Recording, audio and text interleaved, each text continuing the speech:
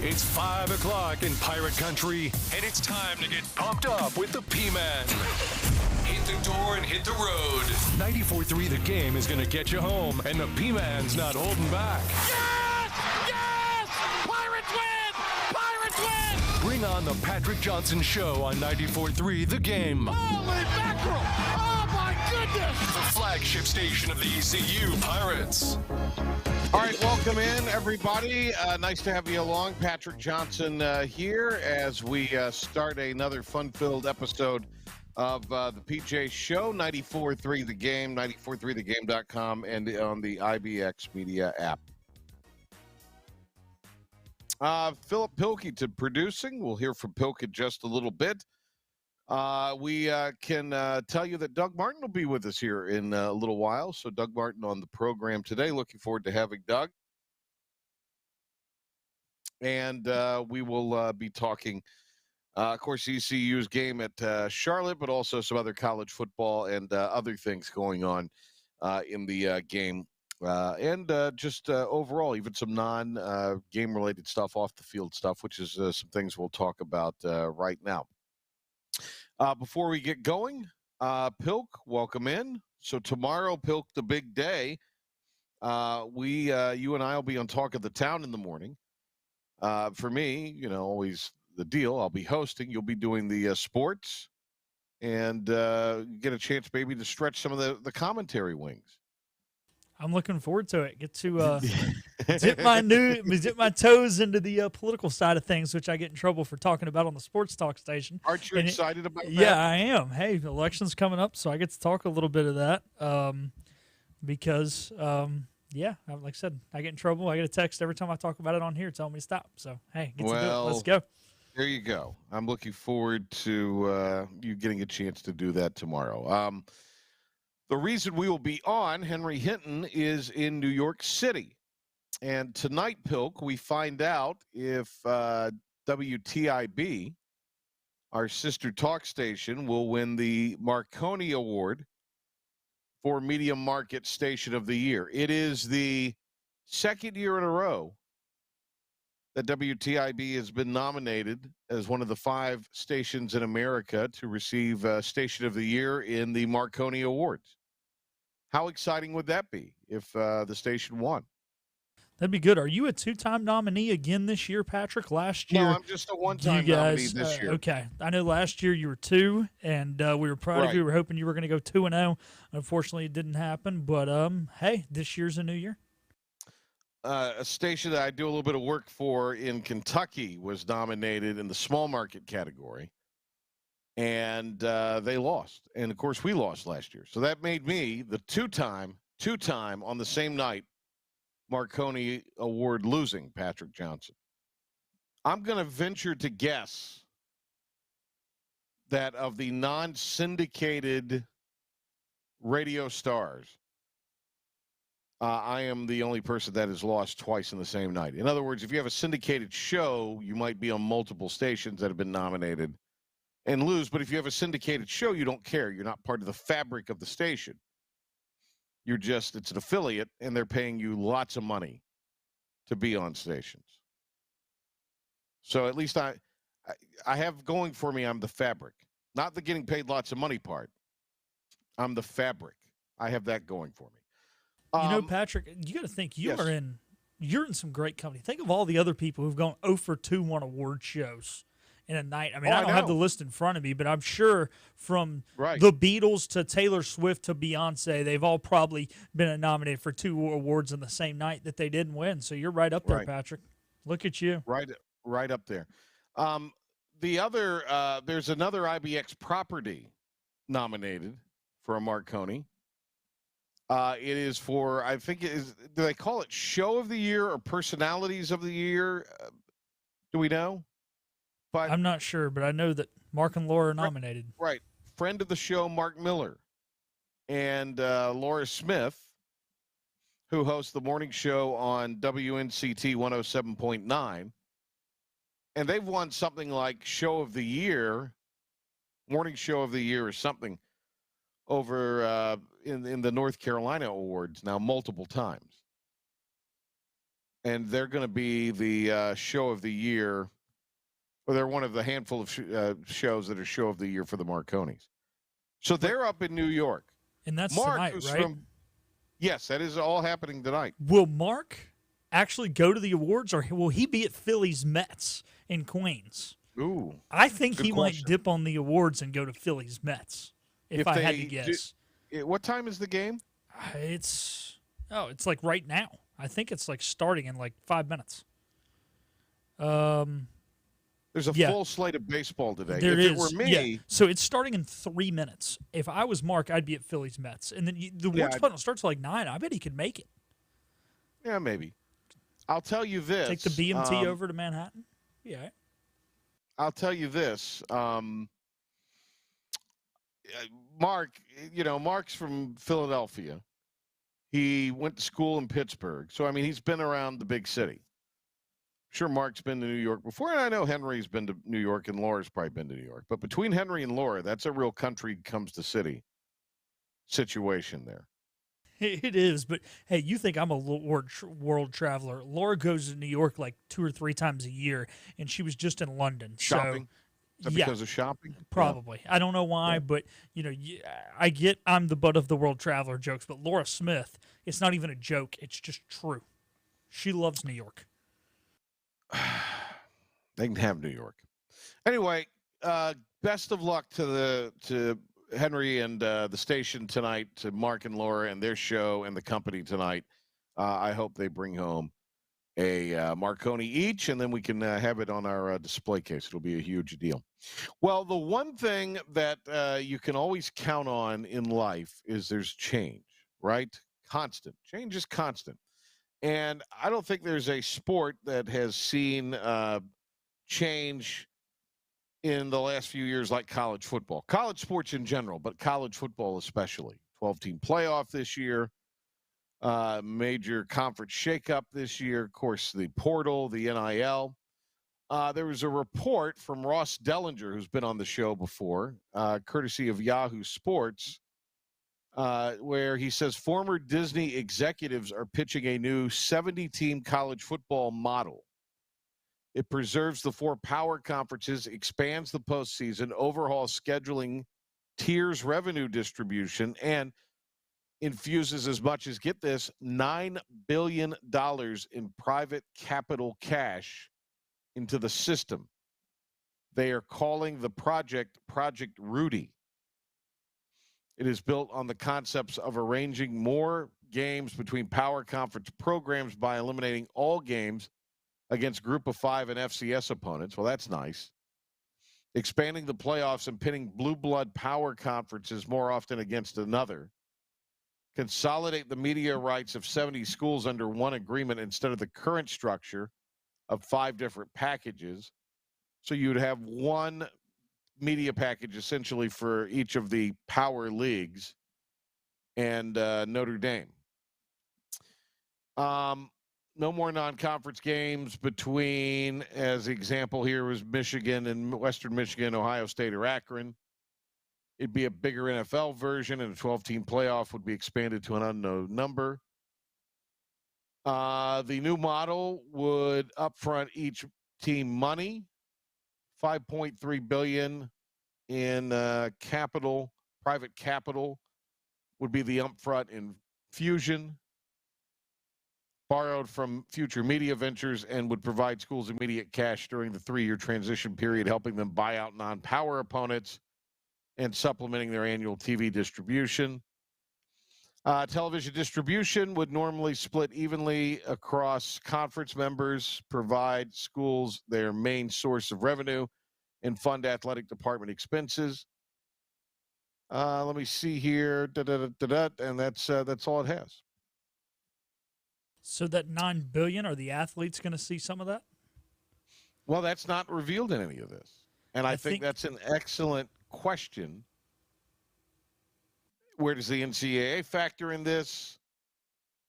Obviously, you would think if it is part of an NCAA situation, if they retain their membership in the NCAA, then yes, indeed, players would get paid, because that happened earlier on Monday. We just had so much to talk about Monday and even yesterday.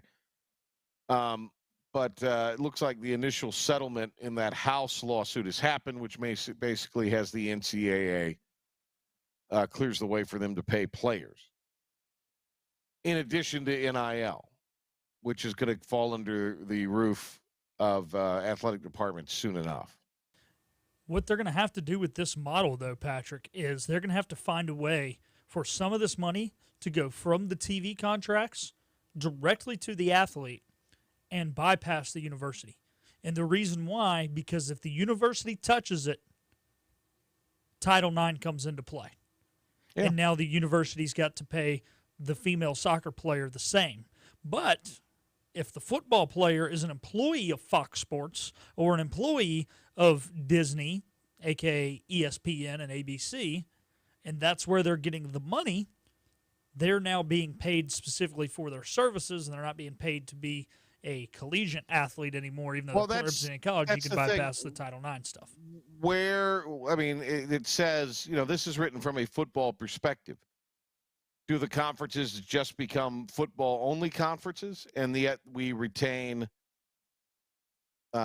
basketball and everything else falls under the NCAA banner? What about these other sports? What about Title IX?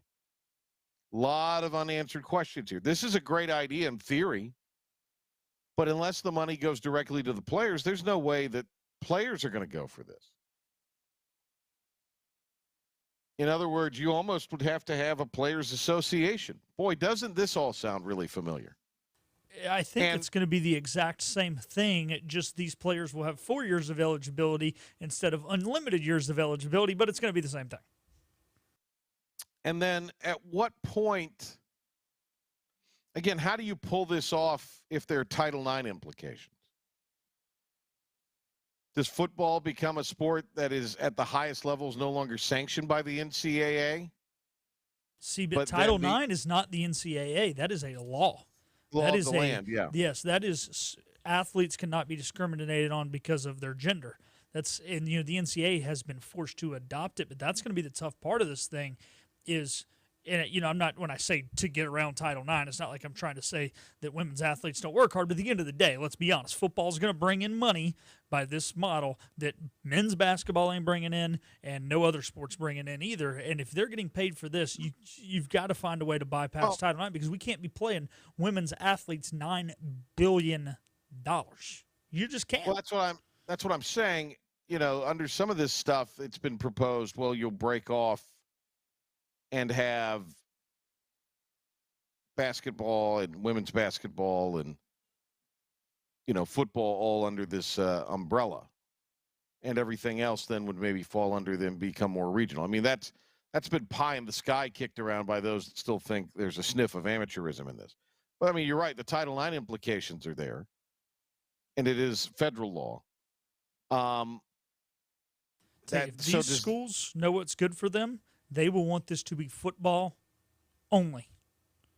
Yeah, but they won't. I know, because if basketball gets roped into this and you've got a 70-team tournament and then you've got the mid-majors playing theirs and you do not have the UMBCs or the Fairleigh Dickinson 16-1 Cinderella story, it's going to lose its luster. Die-hard sports fans will watch.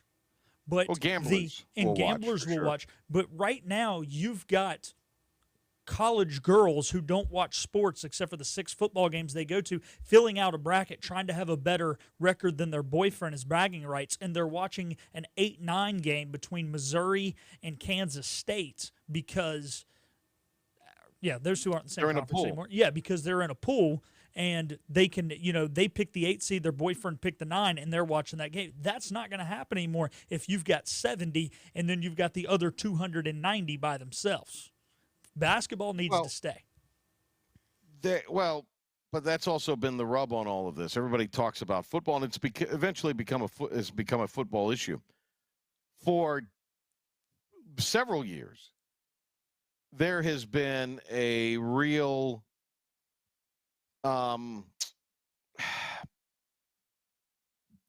gulf, let's just say.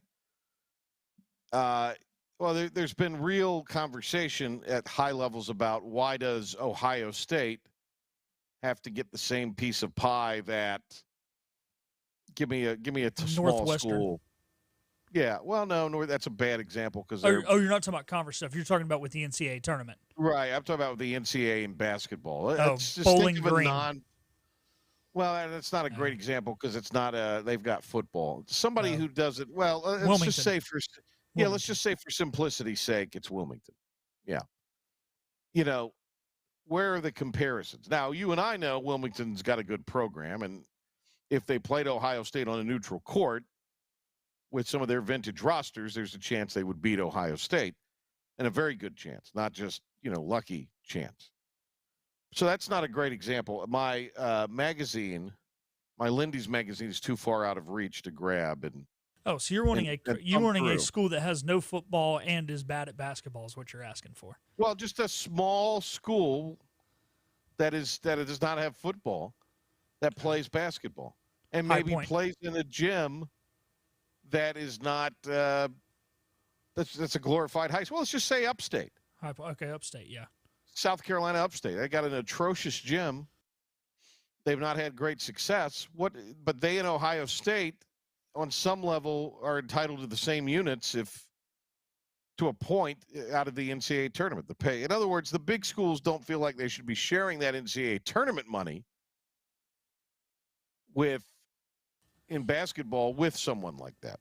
That's been a big sticking point. I get the big schools say that. It took me a long time to get to that point. Yeah. Now, but the point is, if Coca-Cola buys an ad, I'm saying, but if Coca-Cola buys an ad, it's going to air during Ohio State's game against whomever, and it's going to air in South Carolina Upstate's game against whomever. If you buy an ad to the NCAA tournament, it plays during all 65 games that get played, or 67 games under this format. So they need to quit crying. You're getting enough revenue. You're the Ohio State. I know you're just using them for example, but it's what I'm saying is those and the Cinderellas are the reason people watch. Those are the reason people watch, especially the first 2 weeks.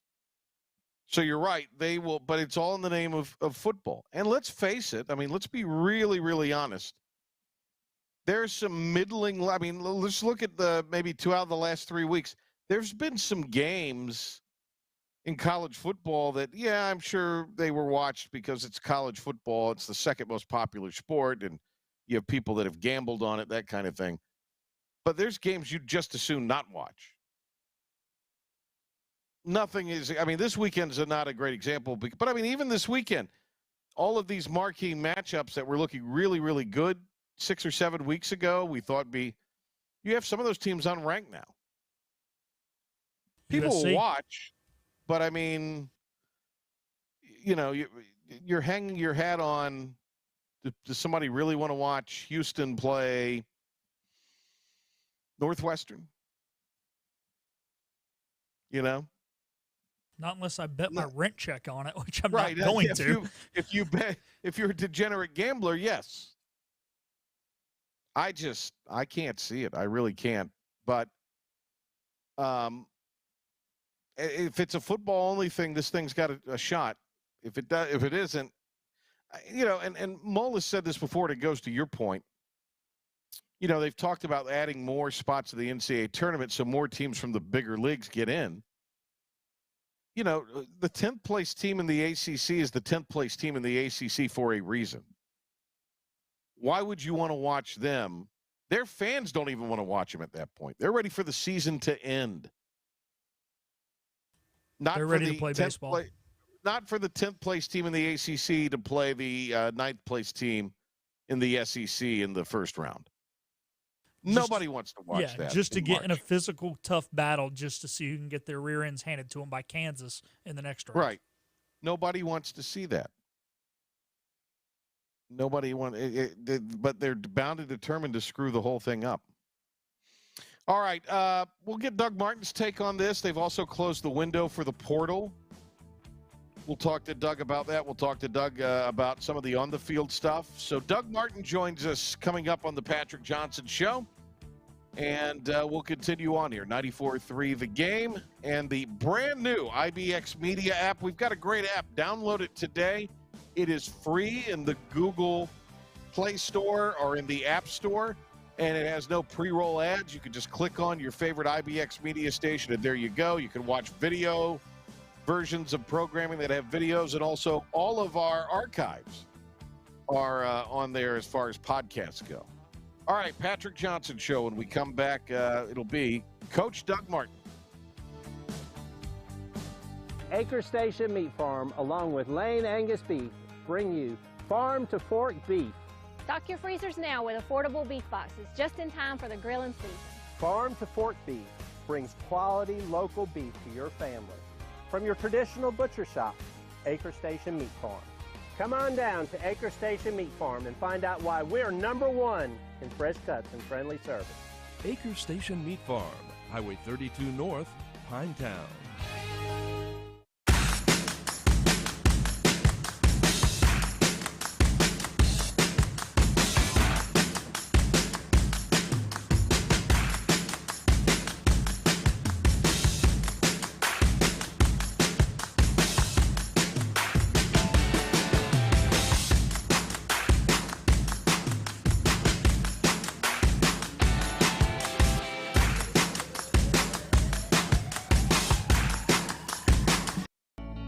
Living easy is the sound of children laughing as you make memories with neighbors and friends. It's the sound of nothing at all. It's the smell of the salt air. Hear the waters against the marsh grass. See the beauty of our coast. Bow Coast, located in Beaufort, North Carolina. Southern living's best small town.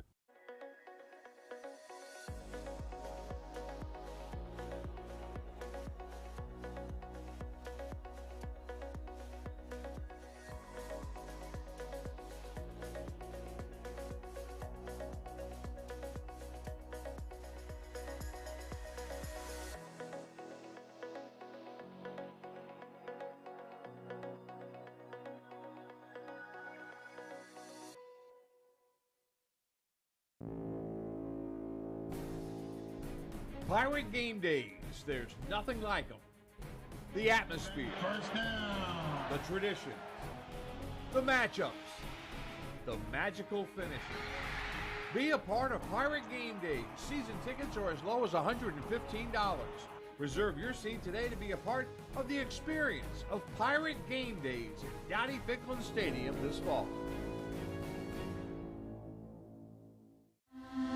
This is about you, your family, and the health of all who live in Eastern North Carolina.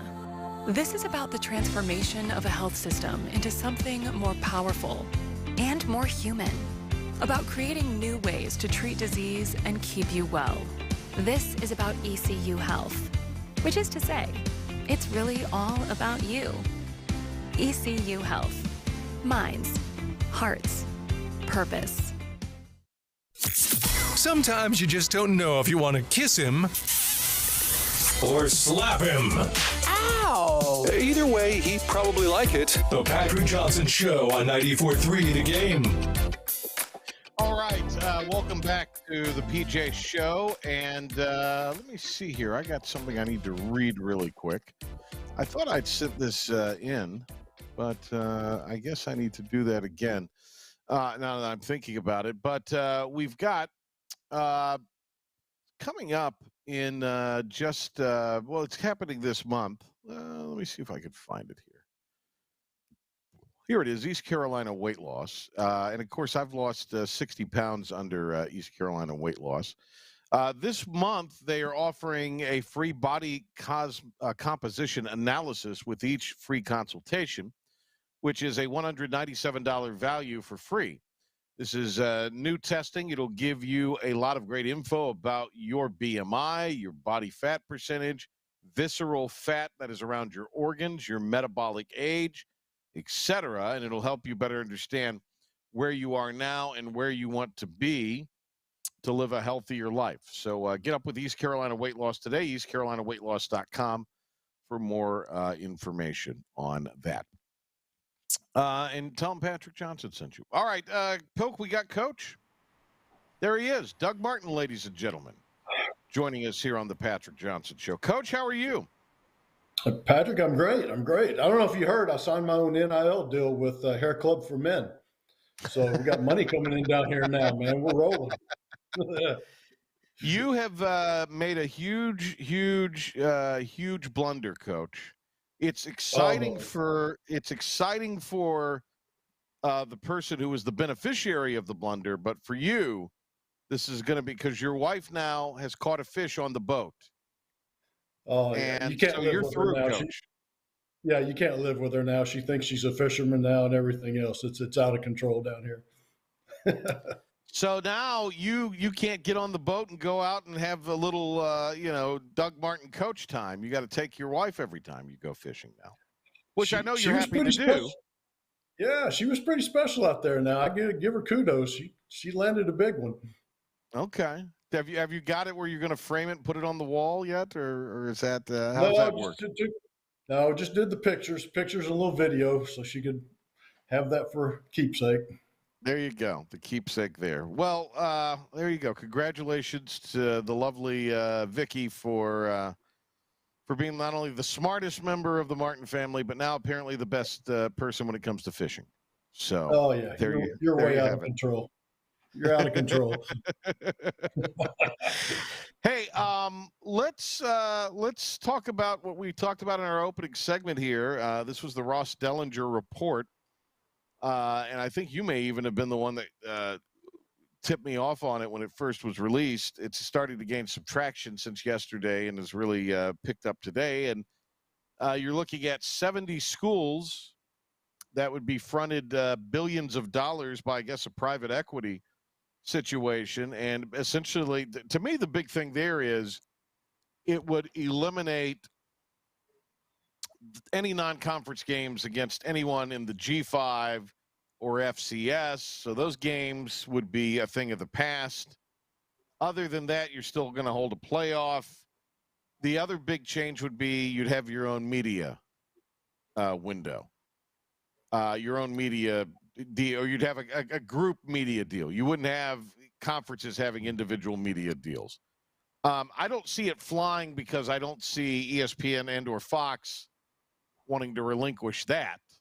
Maybe it would eventually, but I think that's the sticky point. And then we were just discussing the Title IX implications because that's a federal law. So if you stay under the NCAA banner, especially as well, there's going to be Title IX.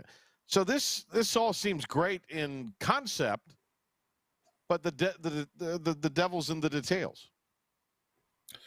Well, this push to separate, Patrick, has been going on for a long time for the major programs, the Alabamas, Georgias, all those guys of the world. They're really wanting to separate from the NCAA. They're wanting to separate from all the other schools. And really, I think it's where they're going to get it done eventually. Is it's not going to be amateur sports. It's going to be professional sports is what it's going to be. And they're going to separate and have their own deal. Now, I don't know how you work all those things out, but I know that's the ultimate goal. And then you'll have the other schools and even some power conference schools, I would believe, like a Wake Forest or Boston College, where I worked for a while. They won't want to partake in that, and they'll come back, and it'll probably be more like college sports that the rest of us are used to, the teams that stay back. And I think that may be good for a lot of those teams to get back to more of an amateurism and a true college atmosphere where the players are there for their school and there's a lot of loyalty and, all that stuff for your school again that we're kind of losing now because of the money and everything is real. I mean, let's be honest, it's all become professional sports. So that's how you get past the Title IX is it becomes professional instead of amateur. Right. But that's probably a long way to work out and a lot of stuff to do, but that push has been going on for quite a while, actually. Well, there are too many people too many entities that want, again, the media side of it. Yeah, it's a great concept that maybe if you could get Fox and ESPN to cooperate on some level. But I mean, there's plenty of network dollars to be spent out there now. And that's a competitive space. You're basically taking those industries like Disney or whoever it is that's going to sponsor that. Those are becoming the owners.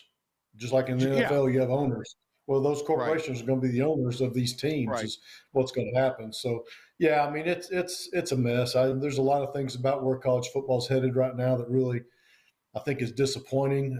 Obviously I always thought players should be getting something, but the way it's all been done has been too much, too fast, with no rules or regulations to protect the game itself. And that's the shame of the whole thing. Well, and the NCAA, if this is football only, the NCAA is still going to have its hands in the institution and its athletics department. I mean, again, there's just so much to work out, too murky. And you're not going to take the Houston baseball team and drag them into this thing and let them play. Right. Whoever, the Iowa State baseball team in the spring, because people aren't clamoring for that now. They're not going to clamor for that in the spring necessarily in this non-NCAA thing, if that were the case. Again, I just think there's too many things to work out, obviously. If that's I agree with you. It's going to be football only. If that's ever done, it's going to be a football only process. Has to be. Yeah, absolutely. And because, I mean, the other thing for basketball, and as much as we love college basketball in this state, its true audience comes in March. And they've been trying to screw that thing up now for a few years. And, if you screw that thing up and you just have 70 teams participating in it, yeah, people will watch, but eventually it'll erode. People won't. People like to watch the little guy upset the big name. That's the whole thing of the NCAA tournament. Yeah. That's what it's based on. That premise. I agree, Patrick. I mean, I think that's even happening now with some of these power conference schools. Like, I've got a neighbor here that's a big NC State fan, and he was telling me about how now they're trying to get extra NIL money by putting a surcharge on tickets and parking and all those type of things. And so he's just quit. He's just walked away from it. And I think the more and more that happens, that fans start doing those type of things, it's going to be a little bit of a wake up for some of these programs that are trying to approach it that way now. So there's a lot of problems to be worked out in college football. Let's bring it back here locally just a little bit. I mean, let's not sugarcoat this. There's a lot of people in the ECU's fan base dissatisfied with what happened in Charlotte on Saturday. And anytime you engage the fan base to commit money to NIL or charge them extra on their tickets or on their booster club, dues, or parking, or they're paying extra money, which a portion of it goes to NIL for the concessions. Anytime you start doing on that, it's going to be a professional reaction where Robert Saleh is fired after 5 games. In other words, there's not going to be a tolerance for a coach or a quarterback or anybody to work through. That's what I was going to say. Eventually that's going to spill over to the players too. You're getting that money, you're expected to play like a pro.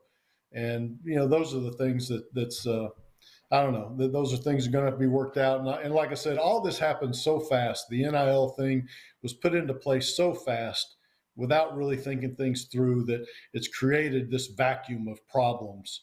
But I hope we get a chance to talk a minute about, the fans and the staff there at ECU. I would have some advice for both right now, but there's a lot of things that college football's got to overcome because, like I said, this stuff was done so fast and with so little guidelines from the NCAA. You go back to Monday too, and I guess the initial idea and the settlement there is the NCAA. It's been cleared in the House deal for players to get paid by the universities, so that's coming. That maybe factors in all this. Another thing that I wanted you to talk about here today is the NCAA has decided to shorten the window for the transfer portal.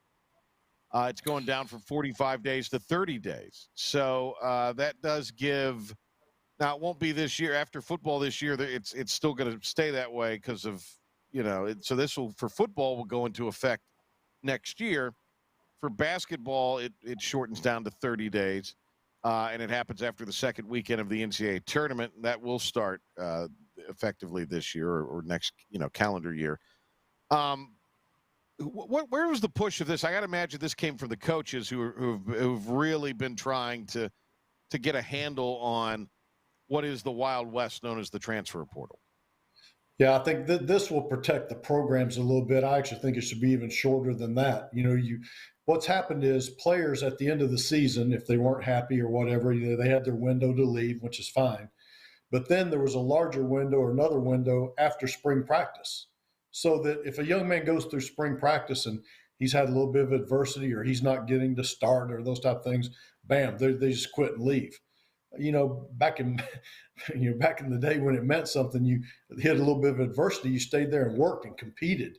And I think that that's the window they need to close, is that one around spring. You shouldn't be allowed to go through spring practice and then decide if you want to leave or not, because you're wrecking the programs. What about all the guys that want to stay there and care about that program? Somehow you got to protect them a little bit too. So I think there should be a point somewhere after the season. You have your window, and then when you get to spring practice and that, you need to be locked in at least for a year to a season to compete for whatever team you're at. There has to be some type of respect for that program. I mean, even the NFL, you can't just jump ship whenever you want to.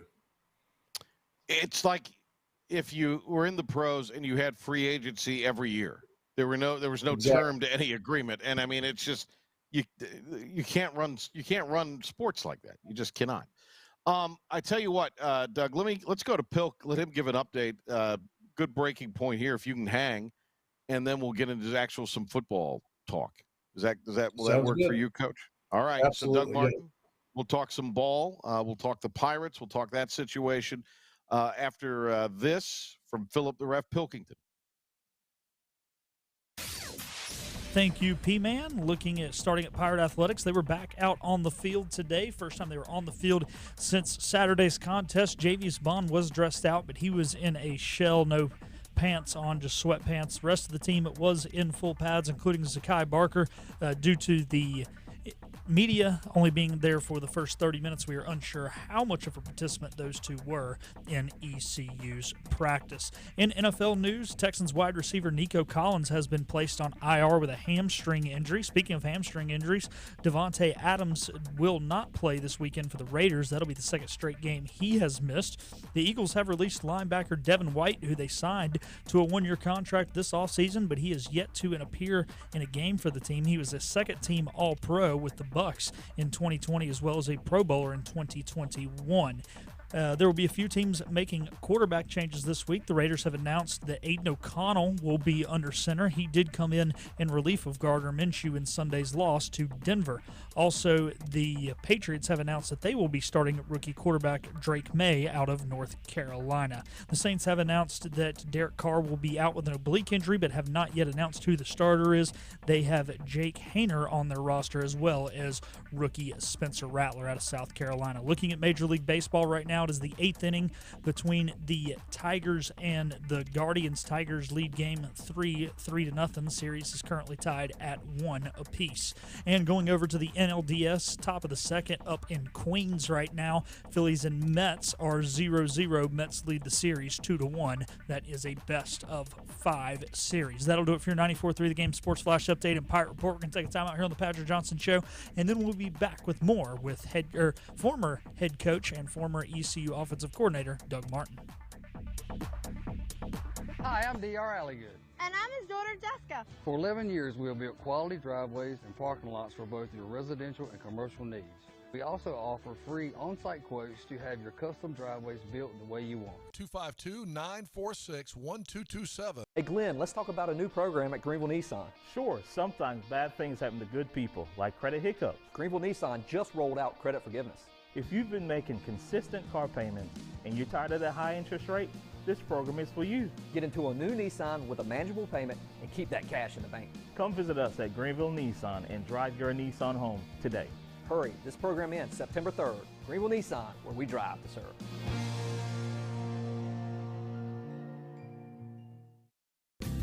Big tax credits are back. Get a 30% tax credit, up to $2,000 off your new Mitsubishi electric heat pump install. Let Comfort Master help you take advantage of the tax credits with a qualifying Mitsubishi electric ducted heat pump or non-ducted Mitsubishi electric mini splits. Mitsubishi electric mini splits are ideal for bonus rooms, garages, or sunrooms. If you need a new HVAC unit, call Comfort Master today. Call Comfort Master.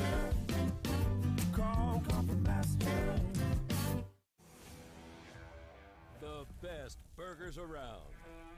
Everyone loves a thick, juicy, and fresh burger. Tiebreakers does real burgers better than anybody. And don't forget about the cheese sticks, fresh salads, and more. So don't just go to any burger-themed restaurant chain. It's time to break the chain and eat local. Tiebreakers, burgers and sports at its best. Go Pirates! Arg! You know what the problem is with standard belts? Usually you have to choose between too tight or the opposite, too loose. But with Anson Belt and Buckle, you don't have to choose. We got rid of the holes and instead have a track system designed for micro-adjustability. That way you can enjoy a perfect fit every time. Anson Belt and Buckle. Find your perfect fit today.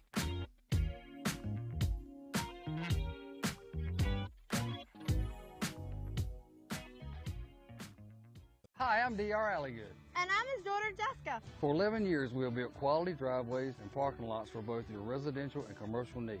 We also offer free on-site quotes to have your custom driveways built the way you want. 252-946-1227. Your confidence makes everything look good. You see the world in vivid color, not black and white. Swing through your neighborhood Fantastic Sam's cut in color. And let our experienced stylists take you from everyday to extraordinary. Fantastic Sam's hair salons are locally owned and operated. Our full-service salons are conveniently located in Goldsboro, Kinston, Greenville, New Bern, Jacksonville, and Calabash. Stop in today at Fantastic Sam's, where the possibilities are endless. We are riding shotgun with you on the drive home. It's showtime. This is the Patrick Johnson Show on 94.3 The Game. All right, Doug Martin with us here on this Wednesday. Coach has been good enough to join us. And, Coach, you said you had little bit of a sermon maybe for Pirate Nation. Is that what did I interpret that correctly? No, just some perspective. All right, Patrick, give me some and I will say this. Yes. Okay, look, here's what I would tell you. And I've said this since you and I have started talking on these shows. There is no greater fan base in Group of Five football than East Carolina. And you're talking to a guy that's worked at two other places in Group of Five. And I'm just telling you, they're phenomenal. So, and I know how passionate they are and how hurt they were by Saturday's results and those type of things. But I would just say, keep your powder dry. There's a lot of football left to play this season. There's a lot left to play for. And, no panic and all those type of things doesn't do any good or help anybody right now in the middle of this season. So I would just caution them, just keep supporting those kids and I know they will, because that's what East Carolina fans do. But just to realize that there's a lot left to play for and there's a lot of games left. By the same token, I would tell East Carolina players and coaches, be grateful that you coach at East Carolina. Because I'm just telling you, I was the offensive coordinator and head coach at Kent State and New Mexico State. Both programs have no tradition of success anywhere. We got both of them bowl eligible, won a bowl game at New Mexico State, and nobody ever cared. No, even after the bowl win, nobody was coming to the games. There was no support, and that's miserable. I'm just telling you, you would much rather coach someplace where you might be criticized, you might be held to a high standard, but people care. They're enthusiastic. They're passionate about it. So be grateful that you get to coach and you get to play at a place like ECU where you have those type of fans. And, they've got this open date week coming up here, and this is a crucial week for them to adjust some things, I would say particularly offensively, to get things fixed. And if they can make those adjustments, then they've got a chance to win every game on their schedule from here on out. If you are, first of all, you get the open week coming at a time where it's the midway point of your schedule. That's probably as good an open week as you're going to get in college football. Yep. You don't ever want it to be too early. You don't want it to be too late, but it seems perfect. Well, and because of the opponent you're getting ready to play in Army, who's going to present a lot of problems for ECU's defense, run that option, those type of things. But, you have to win playing team football. It can't just be offense, defense. It's got to be they've got to complement each other. And right now, I don't think ECU's offense really is helping to complement things very much. And I'm sure everybody's disappointed in the way the defense played last week, but you don't see that very often from ECU's defense. They're very consistent about playing really well. I mean, I was shocked about what happened there too, but at some point your offense has to pick up the standard also and help you out. I would say one thing is they really need to reinvest and investigate this process about how fast they're going. That's great if you're scoring points. If you're calling plays and you're going real fast tempo, that's great if you're scoring and if you don't have 3 and outs. But right now, their offense is not scoring very much, and they've got a lot of 3 and outs, and the defense is on the field all day. So, at some point, you've got to step back and say, what's best for our football team? And, they've got to develop some type of an intermediate passing game that can help these quarterbacks play a little bit better. Right now, it's all just screens or it's deep balls.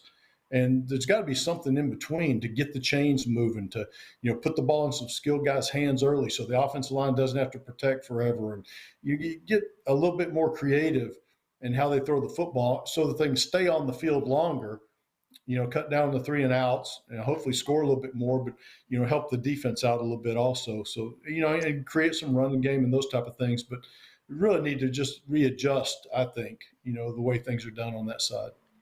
Can you stay from a formation standpoint or the way you align yourself? Could you stay in that and do those things you're talking about doing?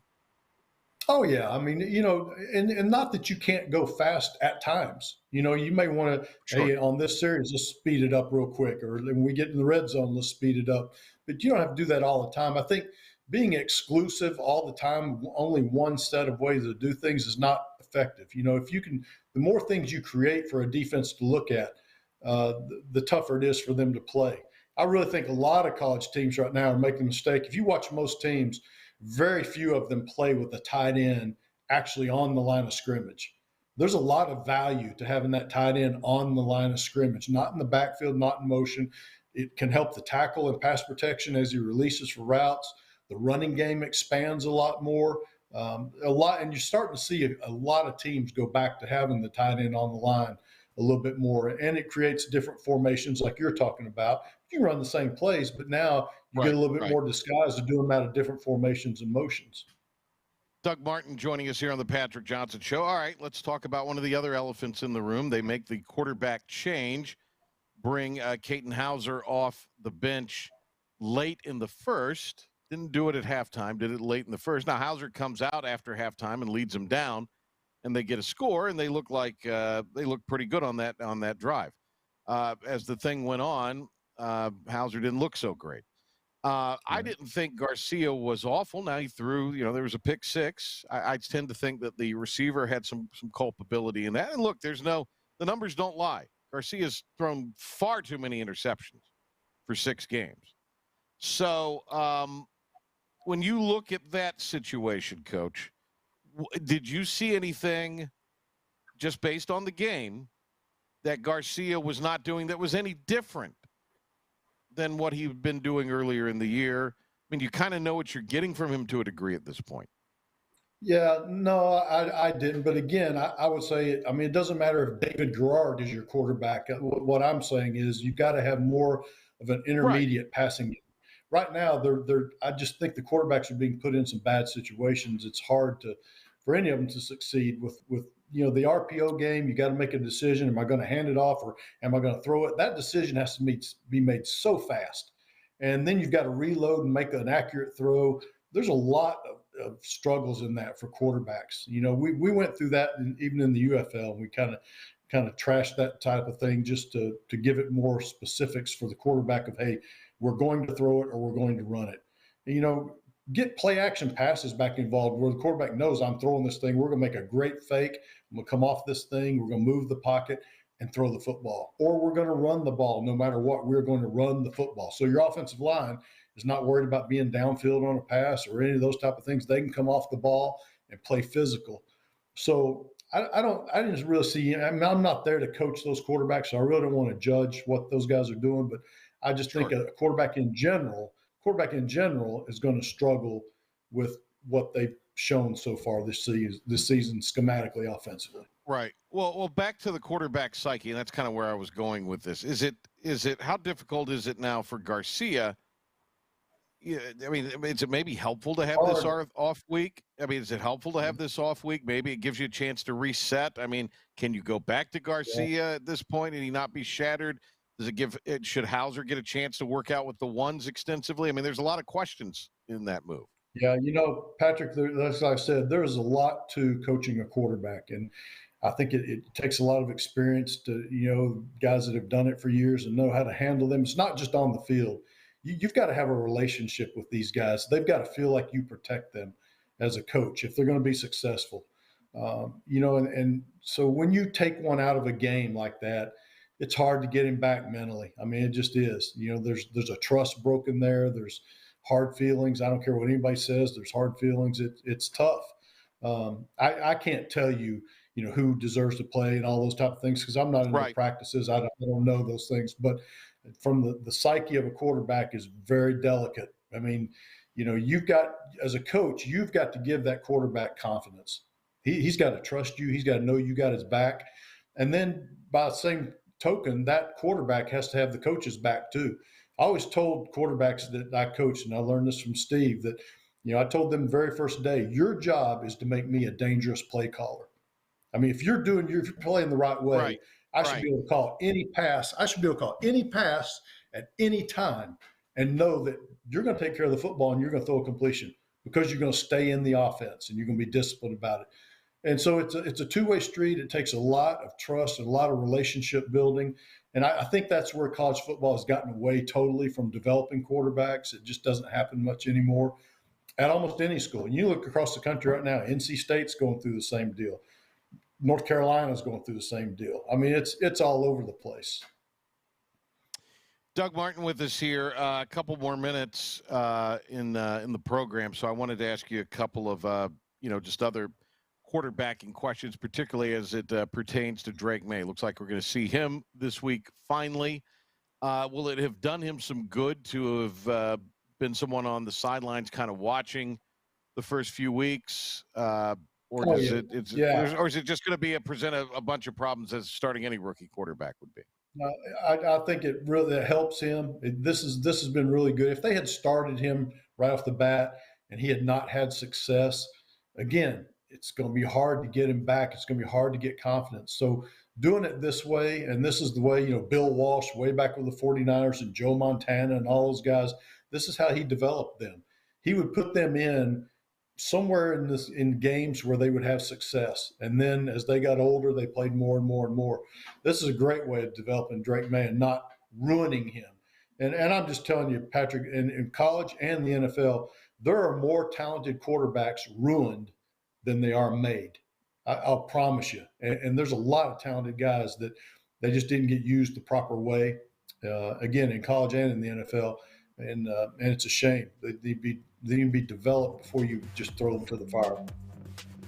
Hey, Coach, we'll get with you next week, talk a little bit about Army. And speaking of quarterback play, they've got one of the more dynamic ones in college football, certainly in the American. So we'll get into that, talk more about the Pirates. Coach, enjoy the week. Happy fishing with your wife, and we'll talk to you next week, Doug. I appreciate it, buddy. Take care. Doug Martin with us. We'll talk to him next week. John Feinstein tomorrow. Will Bland, coach of Rose, will be on at 4 o'clock tomorrow in the morning. Talk of the Town. P-Man hosting. Philip the Rep Pilkington will be there. And then Pilk and I back at 4 for the Patrick Johnson Show, followed by the Logan Zone at 5. Have a great rest of your day, everybody.